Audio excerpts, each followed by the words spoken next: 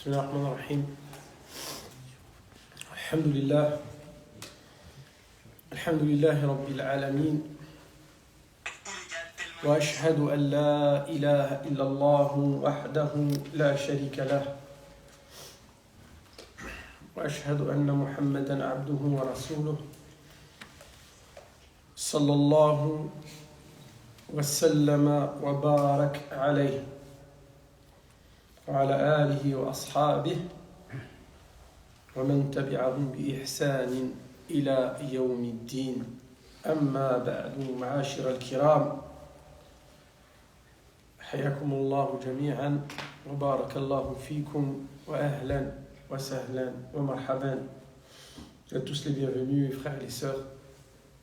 qu'Allah vous récompense, vous élève en degré. Allah يوفقنا جميعا لما فيه رضاه. Allah subhanahu wa ta'ala nous raffermisse et nous donne l'application de sa religion. Inna rabbana jawadun karim. Allah subhanahu wa ta'ala, il est bon et il est généreux. وصلنا إلى سورة التين من هذا التفسير المبارك العظيم، تفسير الإمام الجليل المفسر الشهير عبد الرحمن بن ناصر السعدي عليه رحمة الله. On est arrivé à la sourate At-Tin, explication de la sourate At-Tin, Tin, le figuier, et l'explication de ce grand savant du tafsir, Cheikh Saadi. C'est la sourate qui a pris sourate Sharh. والتين والزيتون وطور سينين وهذا البلد الأمين لقد خلقنا الإنسان في أحسن تقويم. Allah il jure par le figuier, par l'olivier, par le mont Sinaï et par cette terre sainte et bénite, c'est-à-dire Mecca. Il jure que certes nous avons créé l'être humain de manière parfaite. Nous avons créé l'être humain de manière parfaite. يقول العلامة عبد الرحمن بن ناصر السعدي عليه رحمة الله التين، ce mot-là, التين, donc là il jure, vous avez compris. On l'a vu dans plusieurs sourates, ça se répète à maintes reprises dans le Saint-Coran. Allah subhanahu wa ta'ala, au début de certaines sourates, il jure sur ses créatures. Pour montrer l'importance et la valeur de ces créatures. Voilà. Wad-duha, par exemple, il jure sur la matinée. Wal-asr, il jure sur le temps. Wal-shamsi wa-duhaha, il jure sur le soleil, sur la lune, sur la nuit, le jour. Il jure sur un tas de créatures. Et quand il jure, subhanahu wa ta'ala, sa sagesse, Azza wa Jal, veut qu'il le fait pour montrer la valeur de cette créature. Une créature, c'est une chose qu'Allah subhanahu wa ta'ala a créée et a déposée dans la nature. D'accord? Et là, ça parle du figuier. Il nous dit, Saadi, c'est l'arbre bien connu, le figuier. C'est un arbre qui est bien connu. وكذلك الزيتون, la même chose, c'est un arbre très connu. Mais c'est deux arbres qui sont extraordinaires. Rien que le fait de s'asseoir et de les contempler, c'est subhanallah. Ils sont particuliers, ces deux arbres. Zid alayhum, le palmier. Ces trois arbres, ils sont particuliers. Subhanallah.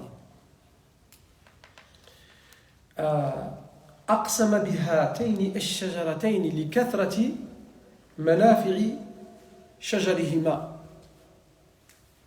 وثمرهما. Allah subhanahu wa ta'ala, il jure sur ces deux arbres en particulier. Tous les arbres, c'est pareil pour un pommier ou bien pour un oranger ou c'est la même chose, c'est des arbres qu'Allah subhanahu wa ta'ala a fait.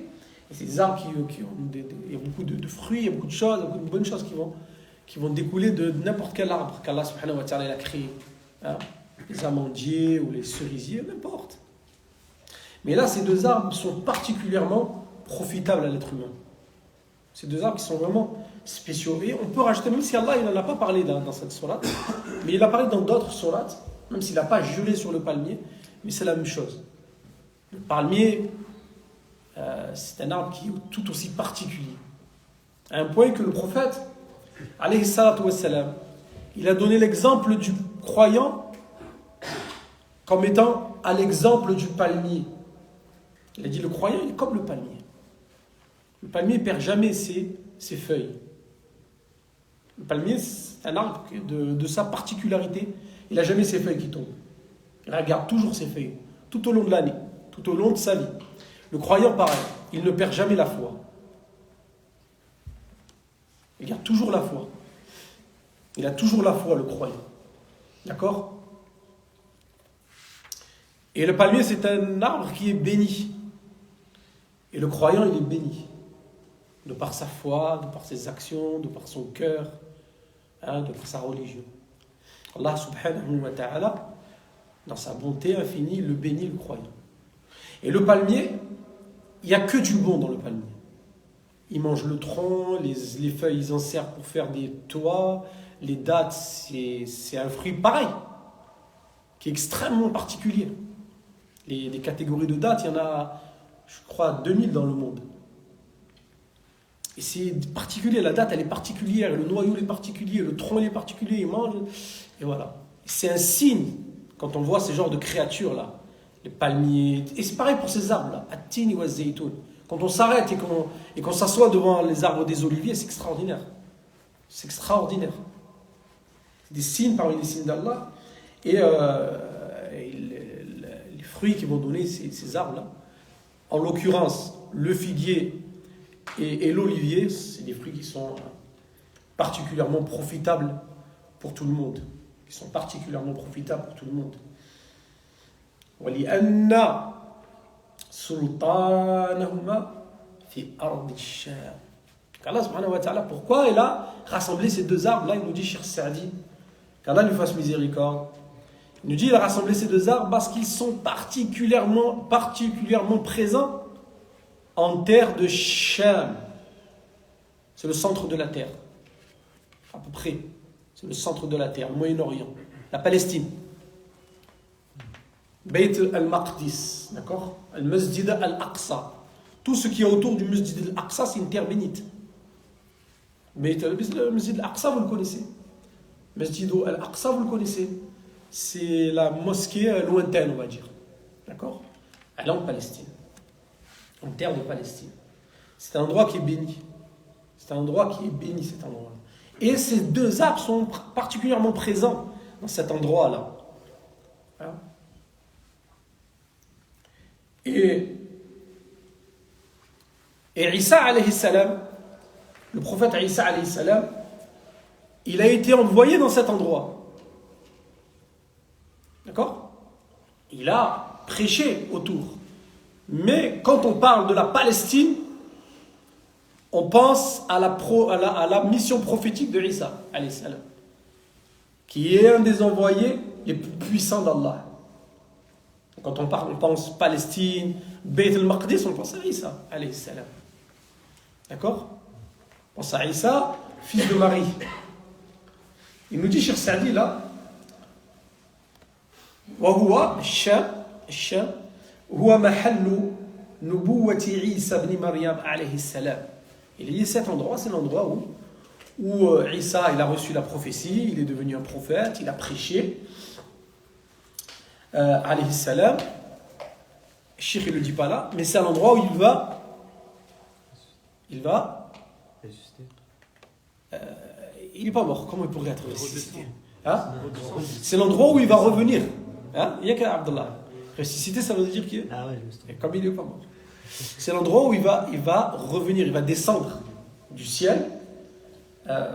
Fait Dimashq, si ma mémoire est exacte, c'est et ensuite il va venir à l'endroit de Bayt al-Maqdis. Il va prier la prière du Fajr à cet endroit-là, Bayt al-Maqdis. À son retour à la fin des temps, quand il y aura le Dajjal et qu'il y aura la grande bataille qui aura à la fin des temps entre le bien et le mal. Donc cet endroit, voilà, nous dit, Cheikh Saadi et d'autres commentateurs du Saint-Coran, ils nous disent Allah subhanahu wa ta'ala aussi, il a parlé de ces deux arbres-là. Pourquoi? Parce que ça fait référence à la prophétie de Isa. Alayhi wa ala nabiyina as-salatu was-salam. Wat-tini waz-zaytun. Wa turi sinin. Wa turi sinin. Et Tour, Sina. C'est-à-dire la montagne du Sina. La montagne du Sina. Ou bien le mont Sina. Ils appellent ça le mont Sina. Le Sinaï et le mont Sina. Il y a le mont Sina. Et le mont Sina, qu'est-ce qu'il a comme particularité à Aoud? C'est pareil. C'est quoi? C'est un endroit qu'Allah a créé. Et Allah subhanahu wa ta'ala, il choisit les endroits, il choisit les époques, il choisit les individus. Et c'est lui qui les a créés. وَيَقُولُ تَبَارَكَ وَتَعَالَى وَرَبُّكَ يَخْلُقُ مَا يَشَاءُ وَيَخْتَارُ. Il dit dans ce verset-là, je crois que c'est dans Surat Al-Qasas, à la fin de Surat Al-Qasas, même je crois que j'en suis sûr, il dit, et ton Seigneur crée, et c'est lui qui choisit. Et ton Seigneur, et ton Seigneur crée ce qu'il veut. D'accord? Comme être, comme créature, et même comme endroit, ou bien comme... il crée ce qu'il veut. Et c'est lui qui choisit. C'est lui qui choisit, qui choisit. Dans le sens qui choisit, dans le sens qui élève. Par exemple, il a créé les êtres humains, et parmi les êtres humains, il a choisi des hommes qui vont devenir des prophètes et des messagers. Il les a choisis, c'est-à-dire, il les a élevés. Et il a créé la terre, et l'ensemble de l'univers, et dans cette création, il a choisi des endroits. Il a choisi des endroits. Par exemple, Tour Sina, le mont Sinaï. Il a créé le temps, subhanahu wa ta'ala, et il est capable de tout. Et dans le temps, il a choisi des endroits qui sont, des moments plutôt, des périodes qui sont plus importantes, comme les 10 premières journées de Dhul Hijjah, le mois de Ramadan, plus particulièrement les 10 dernières nuits du mois de Ramadan, et hakada. يختار سبحانه وتعالى الأماكن والأشخاص والأزمنة ويفعل ما يشاء. Il fait ce qu'il veut, il choisit. Et là, il a choisi cet endroit pour qui? لنبوة موسى عليه وعلى نبينا وجميع الأنبياء الصلاة والسلام. C'est pour qui? C'est pour le prophète Moussa. Qu'eux disent Moïse. Enfin, ils disent Moïse. Les chrétiens disent Moïse. Mais les juifs, ils l'appellent Mouchi. D'accord? Donc, cet endroit-là, c'est l'endroit où Allah subhanahu wa ta'ala, il a choisi Moussa. Il l'a élu et lui a donné la prophétie. Wa kallama Allahu Moussa taklima. Et certes, Allah a parlé avec Moïse, il lui a parlé de manière claire. Taklima, ça veut dire, c'est vraiment là, il insiste pour dire, il a parlé avec lui. À cet endroit-là, exactement, Tour et Sina. Il a parlé, c'est-à-dire, il n'a pas créé une voix que Moussa a entendue. Il n'a pas envoyé un ange avec la parole d'Allah que Moussa a entendue. Non. Wa kallama Allahu Moussa. Certes, Allah a parlé avec Moussa. Taklima. إعادة المصدر ما يسمى بالمفعول المطلق هذا يأتي للتوكيد.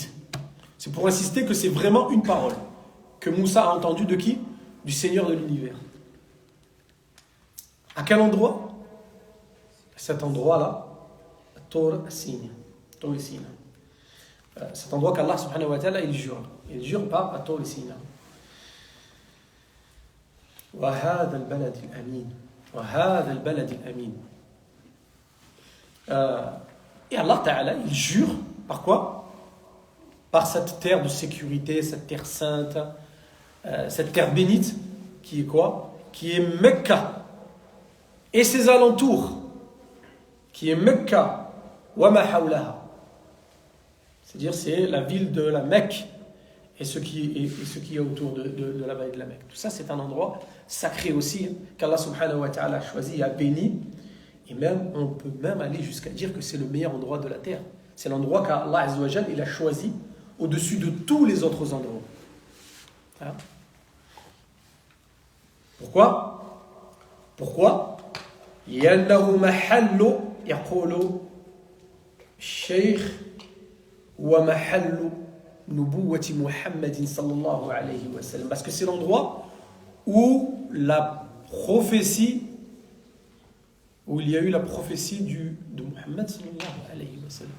Muhammad sallallahu alayhi wa sallam, c'est le prophète qui a le plus de valeur auprès d'Allah. Hein, c'est celui qui a la supériorité sur tous les autres prophètes, sur tous les autres messagers, et il a la supériorité, alayhi salatu wassalam, sur l'ensemble des êtres humains. Wa sayyidu waladi Adam. Donc l'endroit où il a été envoyé, c'est sûr que c'est un endroit qui va être supérieur aux autres endroits.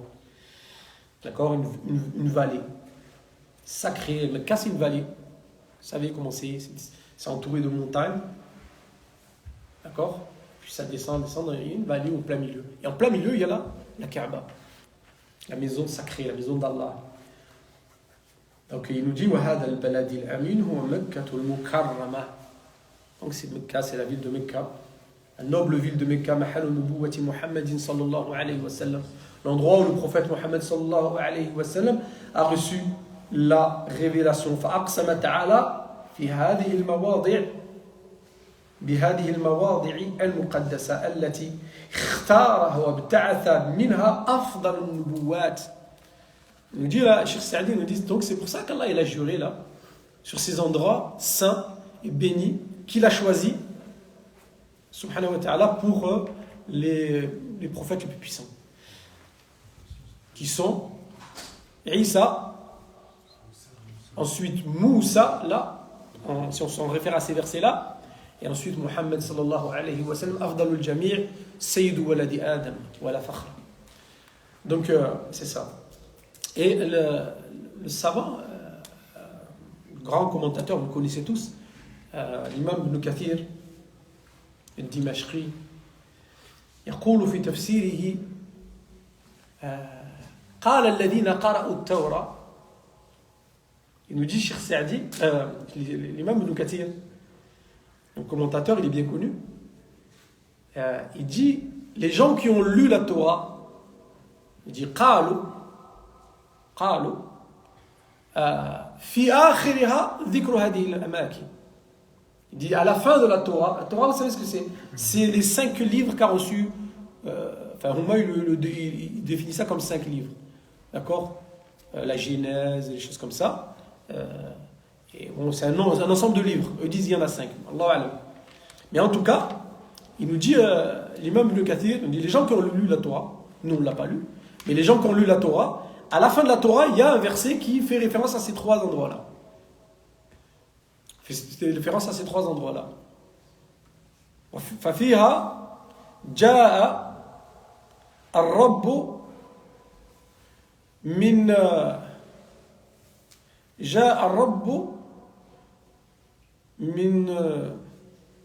طور سيناء. جاء الرب من طور سيناء. C'est-à-dire le Seigneur est venu du mont Sinaï. Ça fait référence à quoi? Hein? Moussa.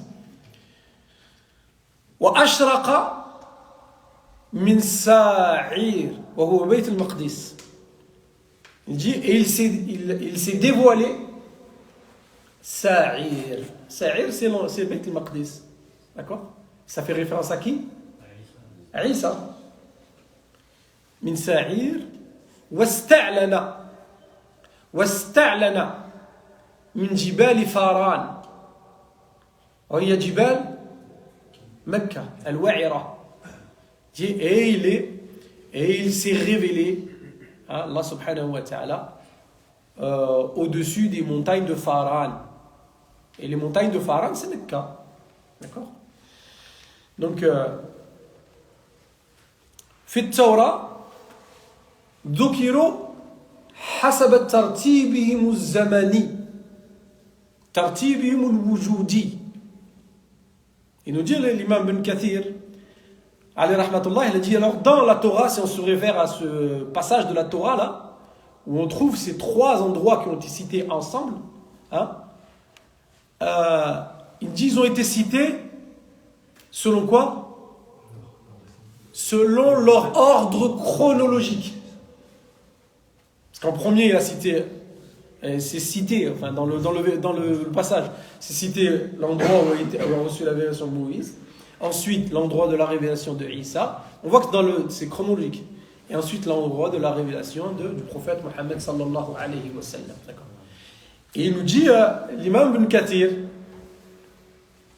alayhi rahmatullah, il nous dit, et dans le Coran, ذكرهم الله تعالى بالأشرف ثم الأشرف منه ثم الأشرف منهما.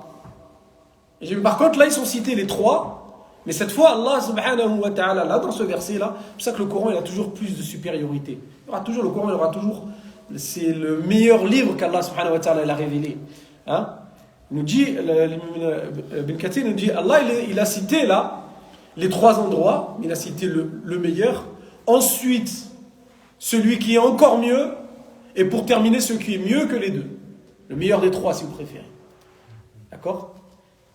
Et Isa, il a cité l'endroit où a été révélée la prophétie du prophète Isa.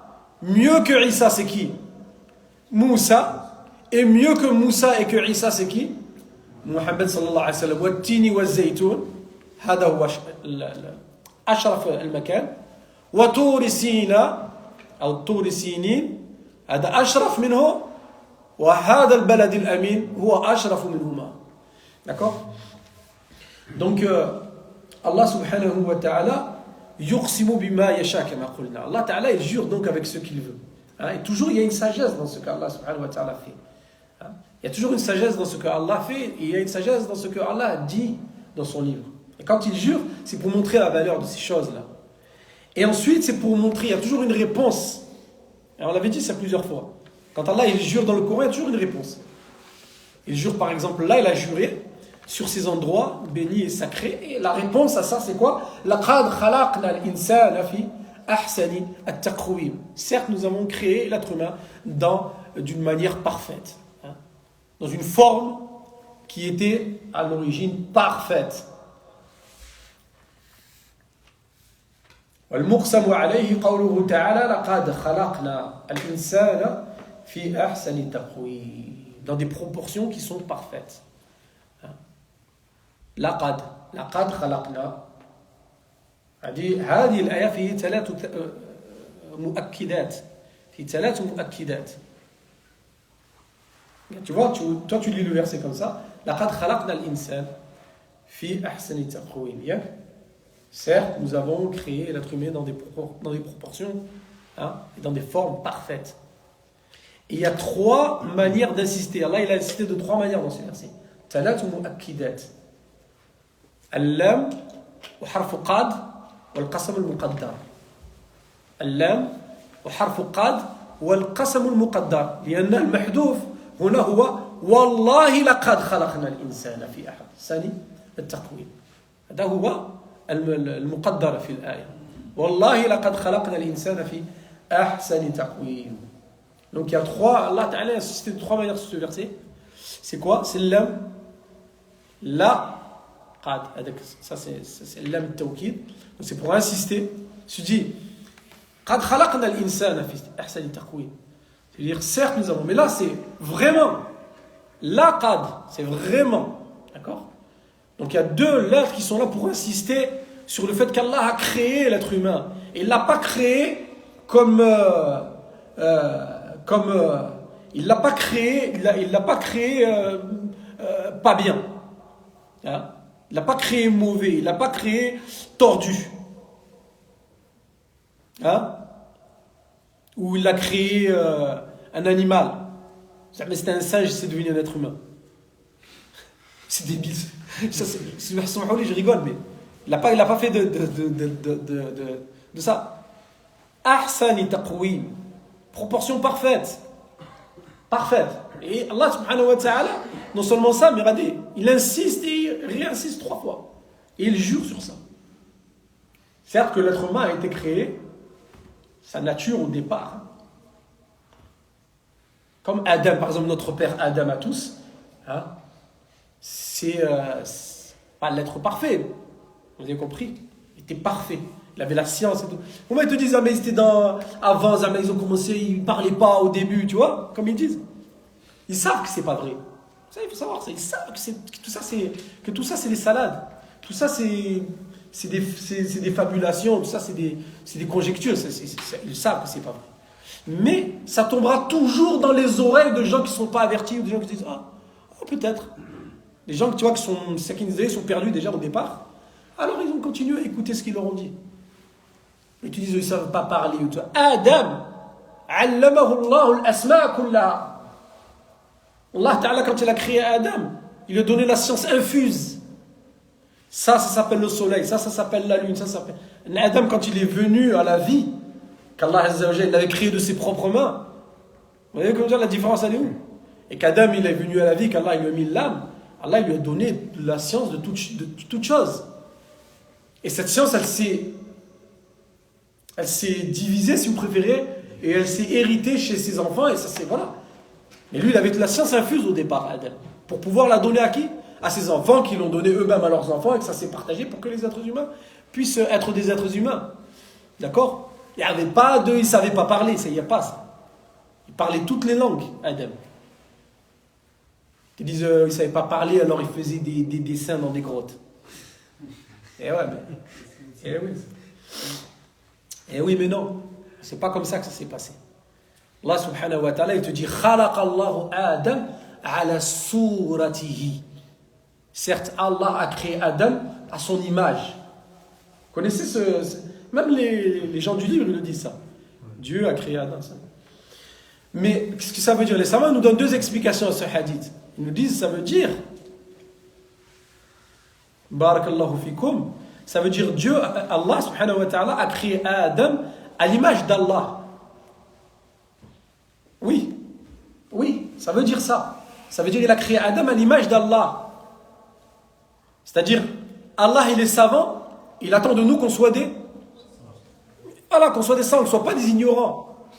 Il n'a pas fait de Adam et sa descendance, c'était des gens qui étaient ignorants. Ils ne savaient pas quoi qu'ils vont faire sur terre.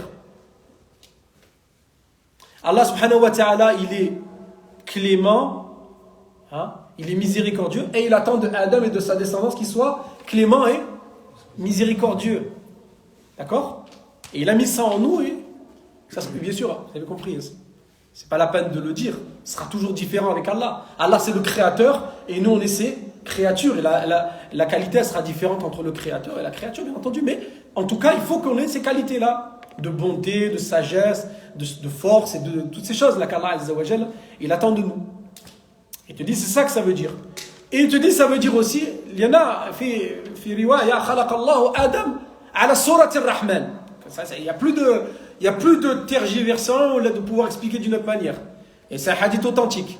Certes, Allah a créé Adam à l'image du tout miséricordieux. Ça veut bien dire ce que ça veut dire. Mais aussi, ça peut vouloir dire il l'a créé comme il l'a créé au départ. Là aussi, tout n'a dira'an. Il faisait 30 mètres de haut. Il faisait 30 mètres de haut. Il était beau et il était parfait. Et là, laqad khalaqna al-insana fi ahsani taqwim. Certes, nous avons créé l'être humain dans des proportions parfaites. Voilà.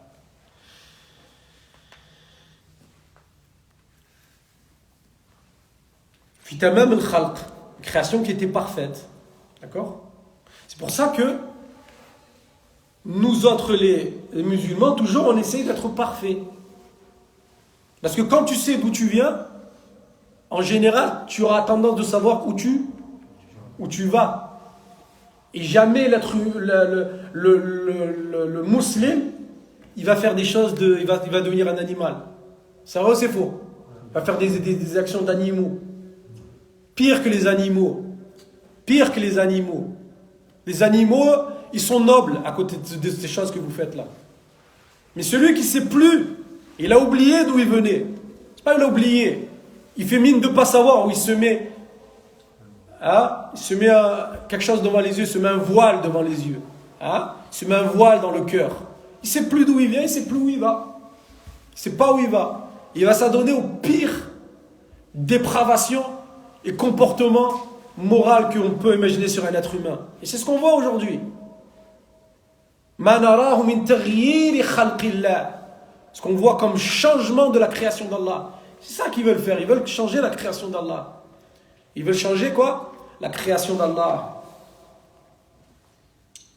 Hein? Fahuwa mutanasibul a'da. Il est proportionnel dans ses membres, il veut te dire. On est proportionnel dans nos membres. D'accord? On a les bras qui sont proportionnels, c'est-à-dire du coude au bout des doigts, ça fait 51 cm. Ça dépend des personnes, mais en tout cas, nous en islam, on compte avec la coudée. Ça fait 50, nous on dit 50 cm pour arrondir, mais ça fait 51 cm, 52 cm, 50 cm. Et là, tu n'as pas 50 cm d'un côté et 60 de l'autre. D'accord? Et même quand tu vas faire qui c'est qui se rappelle comment ça s'appelle ça? Hein? Comment ça s'appelle? On appelle ça? عندك الدراع عندك j'ai oublié الباع وعندك الشبر الدراع والباع ça fait 2 mètres. Ça va faire 2 mètres. D'accord? Nos doigts, ça vous le savez tous, mais on le dit quand même. Peut-être qu'il y en a qui ne savent pas, mais en tout cas on le dit. Nos doigts, quand on met nos mains comme ça, ils sont disproportionnés. C'est disproportionné. Un petit doigt, un doigt qui est moyen, un grand doigt, un autre doigt qui est un peu plus moyen, un peu plus petit, et puis le pouce. Ça a l'air disproportionné comme ça. Mais en fait, quand on le referme, ça devient proportionné, ça vient s'aligner. Si ça serait contraire, on ne pourrait pas attraper les choses. Ça tomberait de nos mains. Si ça serait le contraire. Si Allah Ta'ala, il a la sagesse infinie, il avait fait des doigts qui sont parfaits là, ben la main, on ne pourrait pas l'utiliser. Si tu prendrais une pince, elle te tomberait de la main, il y aurait un trou. Mais là, non, regardez, quand tu fermes, ça devient, regardez, je le fais devant la caméra, c'est pour ceux qui regardent. Fais un peu de pédagogie, ça. Et là, tu fais ça, regarde. Ça se ferme bien droit. Essayez chez vous. Essayez chez vous. Vous pouvez essayer chez vous. Tu fermes là et là, regarde. Ça, c'est parfait ou là, c'est pas parfait, ça? Hein? Qu'est-ce que c'est que cette histoire de singe? Mais qu'est-ce que c'est que cette histoire de singe? Il y avait mon frère. Allah yarhamou, enfin, il est vivant encore. Hein. Mais là, il est de Kolbel Khair, quand même. À l'époque, ça s'appelait la science naturelle. Ouais. Ah, ça s'appelait, je ne sais plus comment ça s'appelle même. Et il y avait contrôle de science naturelle. Il a écrit dans le contrôle, c'était histoire de. On était des bulles, on était des. Vous avez compris? Il écrit Madame, mon père il m'a dit combien d'Adam et Ève. Et il lui a donné la feuille. Ah, Inch'Allah. Non, mais c'est vrai que ça fait rigoler, mais. La ilaha illallah. Mutanasibul a'da. Muntasibul qama. Il est droit, l'être humain. Là, il te dit si c'était un singe. Ou c'était, je ne sais pas comment il le décrit, comme ça, avec une lance, comme ça, qui marche. Il n'est pas droit. Il n'est pas droit. Il est penché, il est éclaté, hein, Voilà, tu le vois tout le monde dans les dictionnaires, tout le monde sur les dictionnaires. Skin, il a, tu te fais de la peine quand tu le vois. Là, tu te fais de la peine. Tu te dis, mais qu'est-ce qu'il a, Skin? Regarde là, il te dit, muntasib al-qam, droit, la colonne vertébrale. Vous savez comment elle est faite, la colonne vertébrale? La colonne vertébrale, nous, on est droit, mais elle n'est pas droite, elle est comme ça. Elle est comme ça. Au niveau des cervicales, ça rentre. Au niveau du thorax, ça sort. Et au niveau des lombaires, ça rentre. Et au niveau du coccyx, ça ressort. Pourquoi? Pour qu'on puisse se pencher, faire des recours. Quand tu fais recours, alors là, ça devient droit. Hein, tu peux travailler, tu peux vivre, tu peux faire. Il dit لم يفقد منها مما يحتاج إليه ظاهرا أو باطنا لم يفقد مما يحتاج إليه ظاهرا وباطنا. Et il a besoin, l'être humain, il a tout ce qu'il lui faut, tout ce dont il a besoin au niveau, ce qu'on voit à l'extérieur, hein, la peau, les yeux, les cheveux, les cils, tout ça, hein, la barbe. Tout à l'heure, on parlait de transformation de la création d'Allah. Le fait de se raser la barbe, c'est transformer la création d'Allah. Et oui, les ulama, ils ont dit ça. C'est le fait de s'enlever la barbe. Ça, c'est changer la création d'Allah. La création d'Allah veut que l'homme, il a une barbe. Hein? Et ça, c'est des choses qui sont apparentes, des choses qui sont à l'intérieur. Tout ce qui est à l'intérieur de notre corps. N'importe quel os, n'importe quelle veine, n'importe quel nerf. Ils sont pas... Des veines, il y a, je crois, je ne me rappelle plus du chiffre. C'est en milliers de kilomètres de veines. Milliers de kilomètres de veines quand on les prend et qu'on va mesurer, ça fait des milliers de kilomètres pour que l'oxygène, elle va à chaque cellule, dans chaque tissu, dans chaque muscle, à chaque endroit, hein? Dans chaque organe. Eh oui. ظاهراً وباطناً لم يفقد شيئاً. Il manque rien dans le corps humain. Il ne manque rien. Tout est fait avec précision. Une précision qui est divine. Barakallahu fikum. قال ومع هذه النعم العظيمة التي ينبغي منه القيام بشكرها فأكثر الخلق منحرفون عن شكر المنعم. Il a dit tout ça, ça doit pousser normalement l'être humain à quoi? À remercier Allah Ta'ala pour tout ce qu'il nous a donné. Tout ce qu'il nous a donné dans notre corps humain, tout ce qu'il nous a donné dans nos esprits, la vie qu'il nous a donnée et les outils qu'il nous a donnés pour pouvoir avoir une vie qui est bonne, qui est sereine, une vie qui est saine, tu vois, et qui est parfaite. On doit automatiquement le remercier, subhanahu wa ta'ala. Et vous savez que dans le hadith, le prophète sallallahu alayhi wa sallam قال كل سلامة من الناس عليه صدقة كل يوم تطلع فيه الشمس. Il a dit chaque articulation du corps humain va découler de chaque articulation du corps humain une sadaqa. Il faut faire un khir. Vous avez compris? Une sadaqa, c'est une sadaqa, une aumône. Il y a à peu près 360 articulations dans le corps humain. 360 articulations dans le corps humain. Tous les jours, le prophète il te dit, dans ce hadith-là, chaque jour où le soleil se lève, eh ben, on doit faire 360 quoi? Aumônes. Disons que ce serait une aumône de 10 euros. Il est moyen dans son aumône. Celui-là qui est bon, il donne 50 euros. 50 euros multiplié par 360. Chaque jour. C'est que pour quoi? Que pour les articulations. Il a dit. Tu dois remercier Allah Ta'ala pour ce qu'il t'a donné. Comme donné tout à l'heure, on disait la main, on disait la colonne vertébrale. Tout ça, ce sont des articulations, tout ça. Hein? Donc il faut remercier Allah subhanahu wa ta'ala pour ça. Comment tu vas faire? Qala inna bi kulli tasbihatin sadaqa. Bien sûr, la personne va avoir du mal à sortir 3500 euros tous les jours. Donc, il dit bi kulli tasbihatin sadaqa. Chaque fois que tu vas dire subhanallah, t'as une sadaqa. Wa bi kulli takbiratin sadaqa. Wa amrin bil ma'ruf wa nahyin 'an munkarin sadaqa. Il dit wa ta'dil bayna ithnayn sadaqa. Le fait d'arranger deux personnes qui sont disputées, c'est une sadaqa. Wa imatatul adha 'an at-tariq sadaqa. Et le fait de pousser une chose qui obstrue le chemin ou qui salit le chemin, hein, qui dérange le chemin, c'est une sadaqa.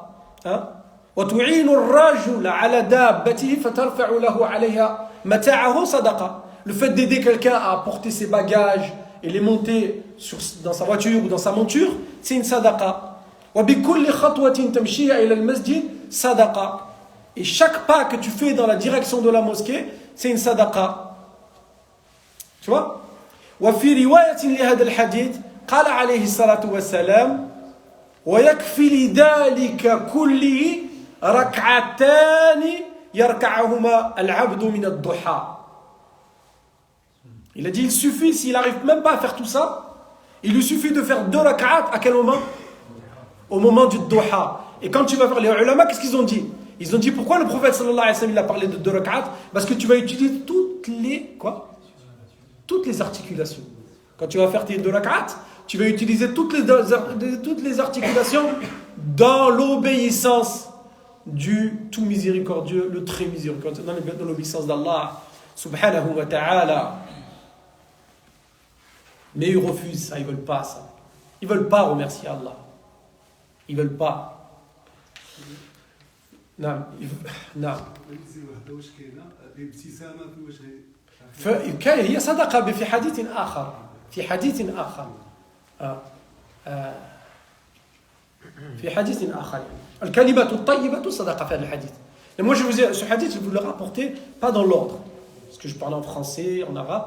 Donc, mais je n'ai pas rapporté exactement dans l'ordre. Mais il y a dedans aussi, le fait de dire une bonne parole aussi, c'est une sadaqa. D'accord? Combien de temps reste les frères? Une minute. On va s'arrêter là, Inch'Allah. Sallallahu subhanahu wa ta'ala lana wa lakum at-tawfiq wa as-sadad wa al-hidayata ila sabil al-rashad. Wallahu a'lam bis-sawab. Sallallahu wa sallam wa baraka ala nabiyyina Muhammad wa ala alihi wa